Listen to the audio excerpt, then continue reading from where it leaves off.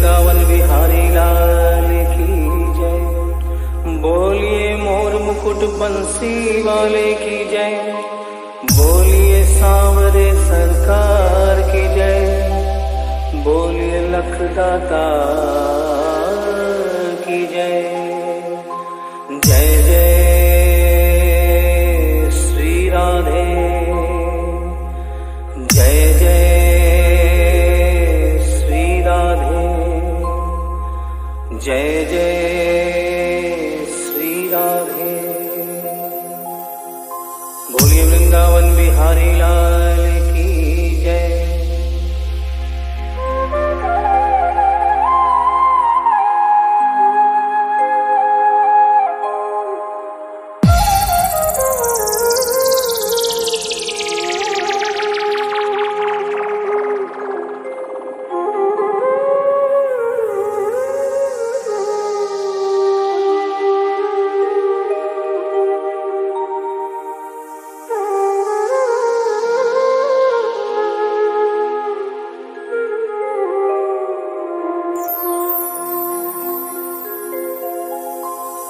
ये भजन जो मैं गाने जा रहा हूँ, ये कोई भजन नहीं है, ये एक सच्ची घटना है।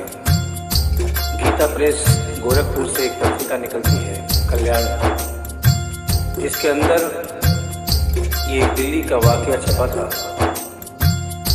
इसे आदरणीय जयशंकर जी चौधरी ने भजन का रूप दिया है। एक ऐसी औरत जो बचपन से वृंदावन धाम जाती थी। समय अपने रफ्तार से चलता रहता है। समय गुजरता गया, वो बड़ी हो गई, विवाह के योग्य हो गई, उसका विवाह हो गया, लेकिन वृंदावन धाम जाना नहीं छोड़ा।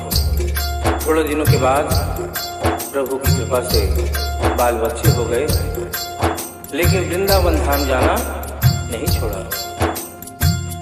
समय गुजरता गया, बच्चों की भी शादी हो गई, लेकिन वृंदावन धाम जाना नहीं छोड़ा। नाती पोते हो गए, लेकिन वृंदावन धाम जाना नहीं छोड़ा। लेकिन कहते हैं कि बुढ़ापा एक ऐसा कड़वा सच है जिसे हर इंसान को स्वीकार करना पड़ता है। उस औरत ने जब ये देखा कि अब शरीर साथ नहीं देता, अंतिम बार वृंदावन धाम गई और वहां से कन्हैया की एक पीतल की मूर्ति खरीदकर अपने साथ अपने घर ले आई और बड़े प्यार से उसकी सेवा करने लगी। तो आइए उस औरत की जिंदगी में वो कौन सा वाकया हुआ, वो कौन सी घटना हुई, इस भजन के माध्यम से बता रहा हूँ। भगत के वश में है भगवान, भगत के वश में है भगवान, भगत के वश में है भगवान, भगत के वश में है भगवान। भक्त बिना ये कुछ भी नहीं है, भक्त बिना ये कुछ भी नहीं है, भक्त है इसकी जान। भगत के वश में है भगवान, भगत के वश में है भगवान, भगत के वश में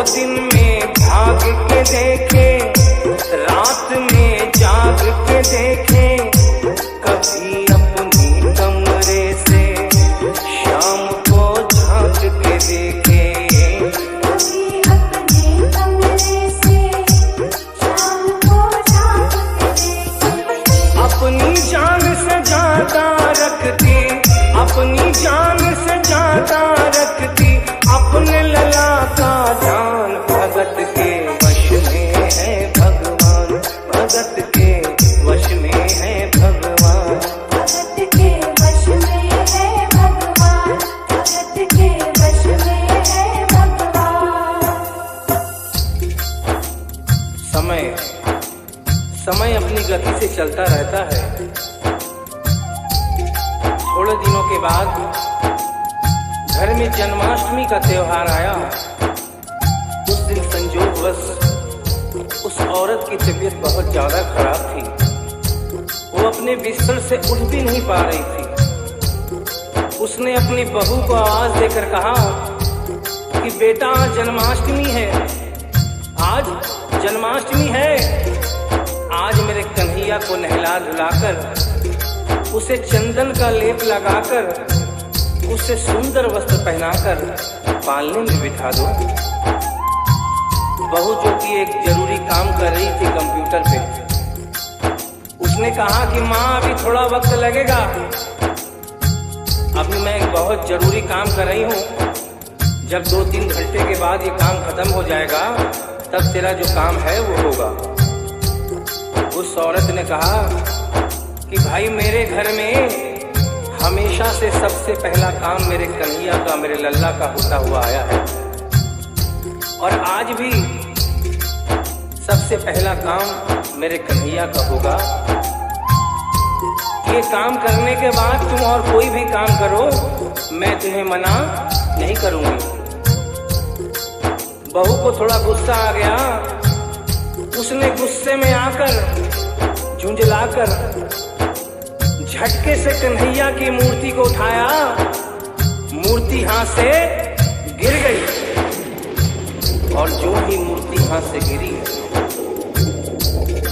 उस औरत के दिल से आवाज आई, वो लल्ला लल्ला पुकारे, हाय क्या जुल्म हुआ रे, बुढ़ापा बिगड़ गया जी, लाल मेरा कैसे गिरा रे।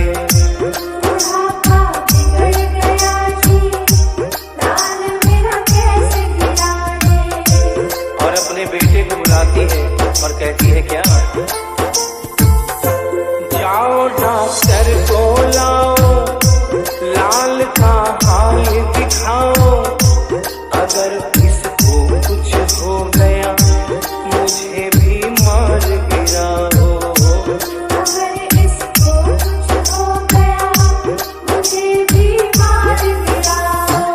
रोते रोते पागल हो गई, रोते रोते पागल हो गई, घर वाले परेशान, भगत के वश में है भगवान, भगत के वश में है भगवान। भगत के वश में है भगवान, भगत के वश में है भगवान।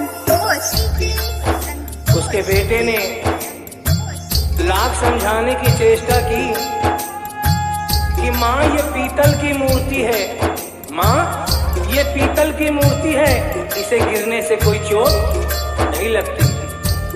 लेकिन वो एक ही रटन लगा के रखी थी कि किसी डॉक्टर को बुलाओ और मेरे कन्हैया को दिखाओ।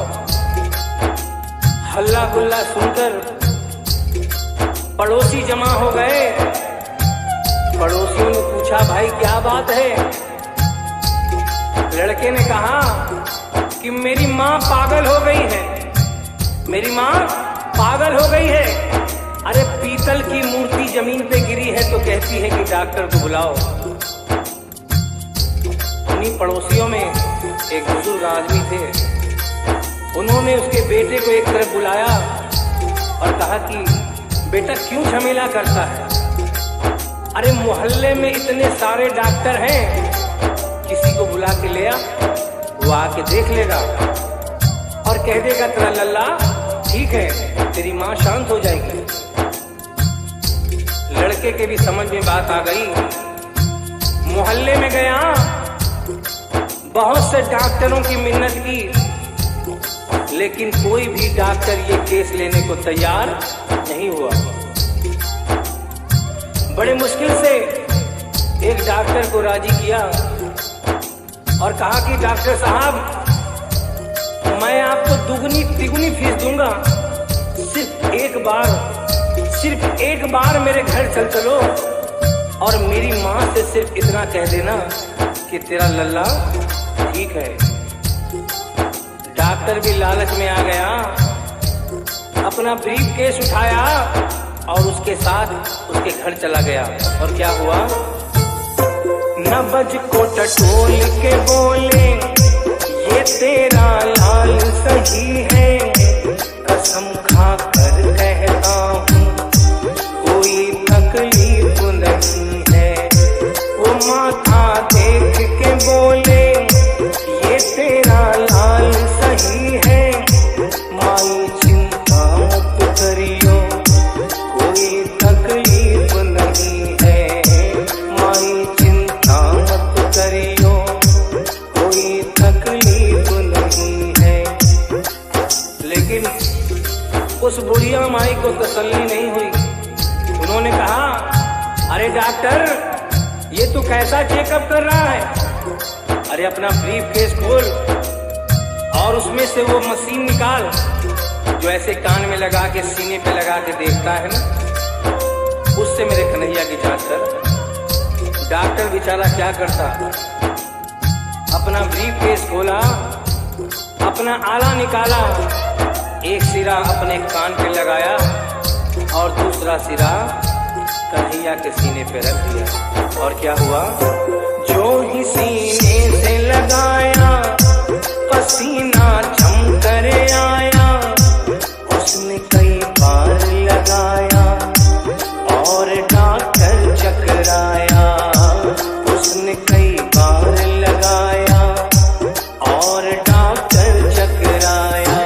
धड़क रहा सीना लल्ला का, धड़क रहा सीना लल्ला का, मूर्ति में थे प्राण, भगत के वश में है भगवान, भगत के वश में है भगवान, भगत के वश में है भगवान, भगत के वश में है भगवान। संतोष दरियापुर। और डॉक्टर ने जब ये नजारा देखा, उसका माथा घूम गया। इतने दिनों तक जो साइंस की पढ़ाई की थी, वो सारी की सारी धरी रह गई। अपना ब्रीफ केस, अपना आला वहीं छोड़ के जाने लगा। बुढ़िया माई ने आवाज दिया, अरे डॉक्टर, अरे कहाँ जा रहा है? अरे अपना ब्रीफ केस तो लेता जा। तो डॉक्टर ने उस औरत को जवाब दिया, सुनिएगा क्या कहा। देख तेरे लाल की माया, बड़ा घबरा रहा हूँ, जहाँ से तू लल्ला लाई वहीं पे जा रहा हूँ, जहाँ से तू लल्ला लाई वहीं पे जा रहा हूँ। लाल तेरा जुग जुग जिए, बड़ा एहसान किया है, आज से सारा जीवन उसी के नाम किया है, आज से सारा जीवन उसी के नाम किया है। और उस डॉक्टर ने उस बुढ़िया के बेटे को बुलाया और कहा, बनवारी तेरी माँ नहीं पागल, बनवारी तेरी माँ नहीं पागल, पागल सारा जहान, भगत के वश में है भगवान, भगत के वश में है भगवान। भक्त बिना ये कुछ भी नहीं है, भक्त बिना ये कुछ भी नहीं है, भक्त है इसकी जान, भगत के वश में है भगवान, भगत के वश में है भगवान। भगत के वश में है भगवान, भगत के वश में है भगवान। बोली वृंदावन बिहारी लाल की जय, बोलिए मोर मुकुट बंसी वाले की